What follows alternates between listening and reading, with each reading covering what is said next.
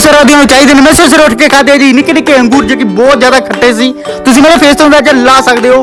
ਲੋ ਜੀ ਡੈਡੀ ਨੂੰ ਸਵੇਰੇ ਆ ਗਏ ਸੀ ਮੈਸੇਜ ਕਿ ਆਖਰੀ ਸਰਵਿਸ ਆ ਮੋਟਰਸਾਈਕਲ ਦੀ ਸਰਵਿਸ ਕਰਾ ਦਿਓ ਤੁਸੀਂ। ਮੈਂ ਤੇ ਅੱਜ ਫਰੈਸ਼ ਹੋ ਕੇ ਆਪਣੀ ਯਾਰ ਨੂੰ ਚੱਕ ਕੇ ਮੋਟਰਸਾਈਕਲ ਤੇ ਪਹੁੰਚ ਗਏ ਜੀ ਏਜੰਸੀ ਵੱਲ ਨੂੰ।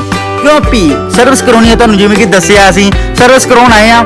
ਇੰਨਾ ਵਧੀਆ ਤੇ ਬਲੌਗ ਨਹੀਂ ਹੈ, ਚਲੋ ਠੀਕ ਆ। ਲੋ ਜੀ ਅਸੀਂ ਬਹਿ ਗਏ ਜੀ ਸੋਫਿਆਂ ਦੀ, ਇੰਨੀ ਵਧੀਆ ਸਾਡੀ ਸਵਾਗਤ ਹੋਇਆ ਨਾ ਏਜੰਸੀ 'ਚ। ਆ ਤੱਕ ਨਹੀਂ ਪੁੱਛੀ, ਚਲੋ ਠੀਕ ਆ। ਮੋਟਰਸਾਈਕਲ ਟੰਗਿਆ ਸੀ ਤਾਂ ਨੂੰ, ਤੁਸੀਂ ਦੇਖ ਸਕਦੇ ਹੋ ਮੋਟਰਸਾਈਕਲ ਤਾਂ ਟੰਗ ਕੇ। ਤੇ ਬਸ ਸਰਵਿਸ ਸ਼ੁਰੂ ਹੋ ਗਈ, ਅੱਧਾ ਘੰਟਾ ਬੈਠੇ ਆ ਉੱਥੇ ਤੇ ਆ ਗਏ ਬਾਹਰ ਵੱਲ ਨੂੰ।